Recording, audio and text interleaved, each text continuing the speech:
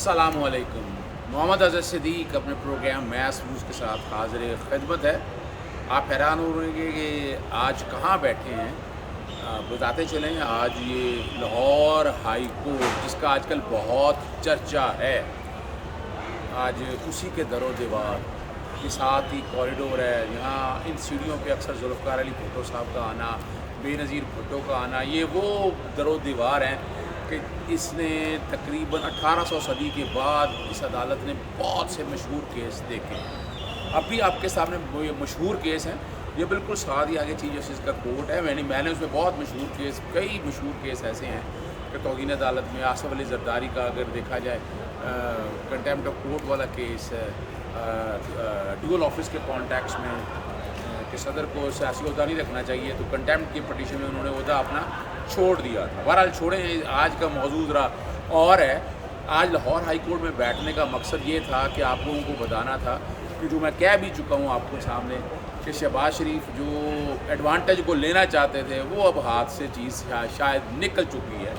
इसीलिए उन्होंने बड़ी प्लानिंग के साथ उनकी टीम ने 24 तारीख को ज़मानत हुई थी और आपको याद होगा कि वो जब तक तहरीरी ऑर्डर नहीं आया था वो बाहर नहीं आए थे। 24 से लेकर 7 मई तक, जुमेरात या जुमे तक, जब जुमे समात हुई तो उस वक्त तक उन्होंने दरख्वास्त ही दायर की, बाहर दायरे की, चुपके से एक दिन दायर की, लगवाई और इजाज़त लेकर भागने की कोशिश की। मैं तो यही कहूँगा ना ब्याज को, वरना क्या था, पहले फाइल करते तो लगानी चाहिए थी बात। और दूसरा, नैब को फरीक नहीं बनाया था। आज मैं चूँकि लाहौर हाई कोर्ट में जस्टिस अली बाकर नकवी साहब की कोर्ट में मौजूद नहीं था, कल एतराज़ दूर कर दिया था, आज केस की समात हुई। डिटेल तो मुझे पता है, लेकिन चूँकि अदरीस शेख साहब सीनियर कॉरस्पॉन्डेंट भी हैं, असाइनमेंट एडिटर भी हैं और काफ़ी इस अदालती दाव पेज को या अदालती प्रोसीडिंग को अपने तरीके से देखते हैं। हम ज़रा उनसे पूछते हैं। जी अदरीस साहब, आज हुआ क्या है कोर्ट के? सर, सबसे पहले बहुत शुक्रिया ये जो लाहौर हाई कोर्ट की आपने थोड़ी सी तारीख बताई। यहाँ पर बहुत से सियासी लीडर आजकल यहाँ पर मुस्लिम लीग नून से ताल्लुक़ रखने वाले इमरान खान आ जाना, लेकिन चूँकि इमरान खान साहब कह चुके हैं कि 5 साल के बाद उनका एहतसाब होगा, तो शायद 2022-23 के बाद यहाँ पर तहरीक इंसाफ के भी अगर अल्लाह ने हमें ज़िंदगी दी तो उनके उन उम्मीदवारों को भी, रहनुमाओं को भी शायद हम यहाँ पर देखेंगे अदालतों से रजू करते हुए। तो शहबाज शरीफ के केस की जो आप बात करें, शहबाज शरीफ का केस यहाँ पर दायर हुआ, सेम डे जो है वो सारा कुछ हुआ है, एतराज़ खत्म हुआ है। एतराज़ खत्म होने के बाद वफाकी हुकूमत से उसी दिन इंस्ट्रक्शंस मांगी गई। जो पिटिशनर थे, पिटिशनर काउंसिल्स के सारे आर्गूमेंट पूरे होने के बाद पिटिशनर को भी ज़ाती हैसियत में 2 बजे बुलाया गया और उन्होंने काफ़ी उनका मसरूफ़ दिन था, इसके बावजूद चूँकि उन्होंने रिलीफ लेना था, नेक्स्ट डे उनकी फ़्लाइट थी, वो भी यहाँ पर पेश हुए तो उनको जाने की इजाज़त दे दी है। अब इस सिलसिले में 2 लकूनास थे। मेरे बड़े स्ट्रॉन्ग किस्म के सोर्सेज हैं और मैं बड़े बावसूख ज़रा से ये बात कह सकता हूँ, जब ये दरख्वास्त दायर की गई थी लाहौर हाई कोर्ट में, नैब लाहौर के बड़े अफसरान और बतौर ख़ास जो लीगल टीम है उनके इल्म में शहबाज शरीफ की दरख्वास्त आ गई थी और उनके पास ये मौजूद थी और उनको इसमें देखना चाहिए था कि अगर उनको रिस्पॉन्डेंट नहीं बनाया गया, उनको चाहिए था उसी दिन या एटलीस्ट वेरी नेक्स्ट डे, क्योंकि यहाँ पे अगर हफ्ते वाला दिन अगर नैब की टीम गिरफ्तार करने गई हो, मुलज़म के यहाँ पर पेश हुए बगैर अगर उसको प्री अरेस्ट मिल जाती है तो वो नैब को भी नेक्स्ट डे करके उसमें फ्री बनने की दरख्वास्त देनी चाहिए थी। नहीं, लेकिन अदरीस साहब यहाँ ये बताता चलूँ, आप कानूनी तौर पर देखें ना, फ्री की नहीं बनाया यार। क्या आप ये नहीं महसूस करते कि उन्होंने बड़ी चालाकी के साथ, यानी अगर वो नैब वाली आ भी जाती तो नैब तो फ्रीक नहीं थी इसके अंदर, जब अनटिल अनलेस वो ना आता है, लेकिन वो जो चालाकी से जो काम चलाने की कोशिश की वो शायद नाकाम हो गया। अब ये नहीं समझते इस बात में, ये चालाकी तो मैं शायद इसको नहीं कहूँगा, ये वकला के अपने दाव पेच। हाँ, वकला का ये वो जो जिस तरह से लेना है, वो जो मैनेज करना, वो जो दोहरा इंसाफ की जो बातें हो रही है इस कॉन्टेक्स्ट में, लेकिन उसमें नैब को इस सिलसिले में रुजू करना चाहिए था और नैब को, चूँकि उसमें वो पार्टी नहीं था, तो अदालत का जो भी फैसला, अदालतों के फैसले तो वही होते हैं जो उनके सामने। अच्छा, आप ये बताइएगा कि आज की हियरिंग, आज जब कोर्ट में थे, आज हुआ क्या?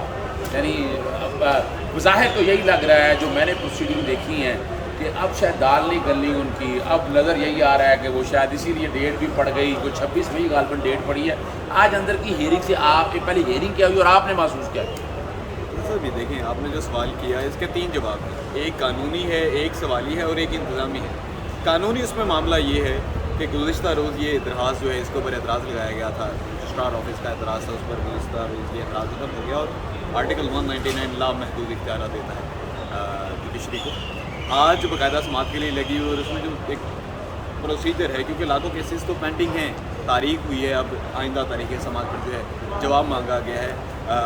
जो वफाकी हुकूमत है उससे। ये तो बात हो गई इस केस की कानूनी। अब हम दूसरी तरफ जो आप सियासी बात कर रहे हैं ना, तो सियासी बात ये है कि हमारे वो जितने ताकतवर तरीन लोग जो कि एक बार हुकूमत में रहे, जब वो मुल्क से फ़रार हो गए थे ना, उनको बैरून मुल्क आम शहरियों की तरह सड़कें पार करनी पड़ती हैं, उनको ट्रेनों बसों में सफ़र करना पड़ता है। लेकिन माजरत के साथ हमारे मुल्क में जो ताकतवर कैदी होता है ना, उसके घर को जो है सब जेल करार दे दिया जाता है। तो जो प्रोटोकॉल होता है ना, प्रोटोकॉल के लिए वापस पाकिस्तान आते हैं। तो अगर कोई भी सियासी लीडर यहाँ से बाहर जा रहा है बैरून मुल्क, तो ये उसको भी पता है कि उसका जो पॉलिटिकल सर्वाइवर है, या वो जो जिसको एक ताकत की भूख कहा जाते हैं, उसके लिए वो वापस पाकिस्तान आते हैं और वो आएंगे। इसके साथ साथ एक और वो जो है जो दवाई लेने के लिए गए थे बैरून मुल्क, वो भी वापस पाकिस्तान आएंगे। अच्छा, एक बात ये बताइएगा, शहबाज जो लास्ट डेट पे यहाँ कोर्ट के अंदर मौजूद थे, इतनी देर वो बैठे रहे हैं, कोई बीमारी महसूस किया आपने? कोई बीमार आदमी है? इंतहाई माजरत और इंतहाई इज्जत के साथ इस मामले पर मैं कमेंट इस नहीं, तरह से मैं नहीं कर सकता, पूछना क्योंकि चाहूँगा कि कैंसर आपने सर्वाइवल हो, कोई- 70 साल उसकी उम्र हो, तो ये सारी वो चीज़ें हैं। लेकिन अब ये भी तो देखिए, जितना प्राइम मिनिस्टर ज़रूरी है ना, जितना एक स्पीकर ज़रूरी है कौमी असम्बली में, उतना अपोजिशन लीडर भी ज़रूरी है। अपोजिशन लीडर अगर वो अपोजिशन में है, अगर वो इदारों या मुख्तलिफ हुकाम के ऊपर उसकी गिरफ्त नहीं है, लेकिन फिर भी उसका कॉन्स्टिट्यूशनल इसका राइट है, वो मतलब बहुत बड़ा आदमी है, नहीं। और उनको जाने अगर वो किसी बुनियादों पर जाना चाह रहे हैं ना, तो हुकूमत इसको सिर्फ एक पोलिटिकल स्टंटिंग बना रही है। Let me complete please political stunting बना रही है, पोलिटिकल इसको बूस्ट दे रही है। उनको जाने की इजाज़त है, इलाज करवा कर वो वापस आएंगे। अगर नहीं आएंगे तो हुकूमत को ये जानना चाहिए कि सियासत तो उसकी खत्म होगी जो यहाँ से भाग नहीं, गई। लेकिन सवाल ये नहीं है। देखिए इदरीस शेख साहब, आपको याद है, मुझे अच्छी तरह याद है कि जब नवाज शरीफ को जमानत मिलनी थी, आप यहाँ पर मौजूद थे।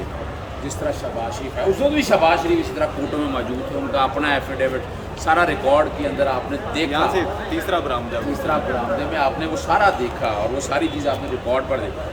वो भी तो यही कह के गए थे, लेकिन वो अभी तक लौटा ही नहीं है। तो ये क्या यकीन दहानी या क्या आप समझते हैं कि वो वाकई उन्होंने आ जाना था? यानी वो अपोजिशन लीडर है तो यहाँ पर बैठ के सियासत करें ना। पहले वो जेल में वक्त गुजार लिया, अब उनके पास टाइम है, और इन चीज़ों को सामने रखते हुए अगर वो थोड़ा सा यानी क्या फ़र्क पड़ता था? यानी उन्होंने वो नैब कोर्ट में भी कोशिश की, उन्होंने ट्रायल कोर्ट में भी कोशिश की कि डेट लंबी पड़ जाए, लेकिन ट्रायल कोर्ट ने गाल को जून की डेट डाली है। आज मैं जो सवाल जिसकी तरफ आने जो मेरे नाज़रीन सुनना भी चाहते हैं कि कोर्ट में डिप्टी अटॉर्नी जनरल ने क्या मौक़िफ़ इख्तियार किया जब अदालत ने उनसे पूछा कि इस फैसले पर अमल दरामद हो गया? इस दरख्वास्त को डिसमिस करार देने की जो है इस्तदा की गई वफाकी हुकूमत के वकील की जानिब से, और शायद किसी हद तक उनकी बात दुरुस्त भी होगी, क्योंकि कोई भी मुल्ज़िम है उसने अगर एक इदारे के खिलाफ अदालत से रुजू करना, जैसे आप जुडिशल एक्टिविज्म पैनल से करते हैं, आपने किसी इदारे से आपको प्रॉब्लम है, उसको मरासला लिखते हैं, पहले वहाँ जाना है मैंने। जब उसके ऊपर इम्प्लीमेंटेशन नहीं होता तो आप वही लेटर को बुनियाद बनाकर उसके ऊपर इम्प्लीमेंटेशन की प्रेयर यहाँ पे करते हैं। तरीक़ेकार वही था।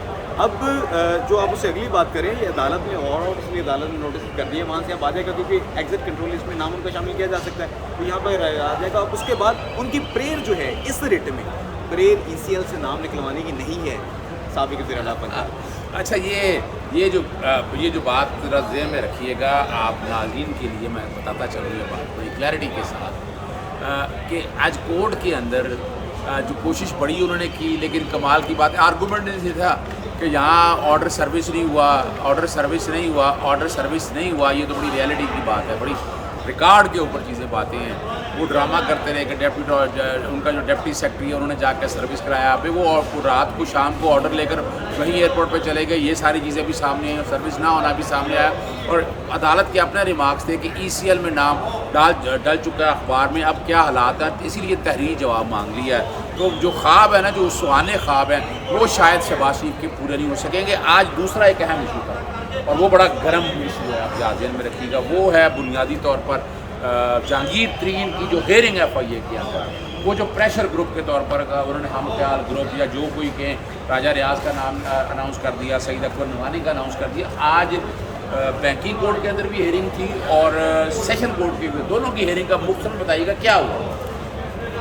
जो प्री अरेस्ट थी वो एक्सटेंड हो गई, ये कानूनी बात है, ये उनकी अदालती प्रोसीडिंग की बात है। FIA को हुक्म दिया गया है कि इस सिलसिले में तफ्तीश को मुकम्मल करके आइंदा तारीख समाअत पर कोर्ट अमल पर मोर देन 80% इन्वेस्टिगेशन मुकम्मल कर ली गई है। FIA की जानिब से अदालत को अदा किया गया। लेकिन जो आप ये कह रहे हैं कि उनकी जानिब से ये सारे जो फैसले किए गए हैं गुज़िश्ता रात की जो बात है, लेकिन इसके ऊपर मेरा पॉइंट ऑफ व्यू ये है कि जहांगीर तरीन बहुत तगड़े थे, बहुत मजबूत थे, कामयाब सियासतदान, कामयाब कारोबारी शख्सियत, कामयाब एक वो ज़रई वो ख़ानदान से ताल्लुक़ रखने वाले वो आदमी हैं, और ज़राअत उन्होंने पाकिस्तान में मीन्स के अगर मैं गुज़िश्ता दौरे हुकूमत की बात करूँ जो कि उनके राइवल्स की हुकूमत थी, तो पंजाब हुकूमत के महकमा ज़राअत की जानिब से मिसालें दी जाती थी उनके एग्रीकल्चर की। खैर बात ये है कि अदर साहब ड्रावा ही होता है किसी इंसान का, जब इंसान खुलकर सामने आ जाता है ना तो लड़ाई सीधी होती है। शायद ये जो जहांगीर तरीन ने गुज़िश्ता रोज़ अपने पार्लियामेंट्री लीडर्स का जो वो नॉमिनेट उनको कर दिया है, शायद उन्होंने वो अपना ड्रामा ख़त्म कर दिया। शायद अब उनकी वो आप कह सकते हैं प्रेशर ग्रुप के तौर पर या ब्लैकमेलर के तौर पर सामने आ गए। अब शायद वो ब्लैकमेलर है, पहले वो अच्छा ये मैं बताता चलूँ आपको यहाँ बड़ी क्लैरिटी के साथ, क्योंकि ज़्यादा लंबा ना हो जाए हमारा प्रोग्राम। आप तक यानी बैंक इन्वेस्टिगेशन कंप्लीट करने का कहा गया बाकायदा बैंकिंग कोर्ट के अंदर, और एक सेशन कोर्ट के अंदर ज़मानतें एक्सटेंड हो गई हैं उनकी 29 मई तक। और बैंकिंग कोर्ट के अंदर इन्वेस्टिगेशन कंप्लीट होने का बताया, और अदालत ने बड़ा वाज़ेह सवाल पूछा नैब के प्रोसिक्यूटर से भी और इन्वेस्टिगेट कि आप जहांगीर तरीन वगैरह को गिरफ़्तार करना चाहते हैं। सवाल पड़ा ना, ज़मानत की ज़रूरत तो तब है जब आप गिरफ़्तारी चाहते हैं, अगर आप गिरफ़्तार नहीं करना चाहते तो फिर तो ज़मानत की ज़रूरत है नहीं है। इस पर वादा जवाब नहीं आया। आप यहीं से देख सकते हैं कि प्रेशर शायद कुछ काम कर रहा है, और जहांगीर तरीन जो ब्लैक मेलिंग के तौर पर या चीज़ों को लेकर जाना चाह रहे थे, लग यही रहा है कि वो शायद उनकी स्ट्रेटजी जो है ना, यानी क्या ज़रूरत पड़ी थी कि रात को बाकायदा ये अनाउंस करने की पार्लियामेंट्री लीडर्स की वफाकी और कौमी असम्बली में भी और सूबाई असम्बली के अंदर भी। सेशन कोर्ट के अंदर जो ज़मानत थी वहाँ इन्वेस्टिगेशन कंप्लीट करने का कहा गया है। नई चीज़ें और कुछ चीज़ें बेहतरी की तरफ आगे जा रही हैं। लग ये रहा है कि जहांगीर तरीन शायद निकल ना जाए, लेकिन अगर जहांगीर तरीन निकल के तो तमाम शुगर माफिया निकल जाएगा। शुगर माफिया के अगेंस्ट मंत्री जनाब तक जो बात जानी चाहिए, मैं बार बार कहता हूँ ये मामला नैब में जाना चाहिए। तो इस मामले में इजाज़त दीजिएगा। अस्सलाम वालेकुम, खुदा हाफ़िज़।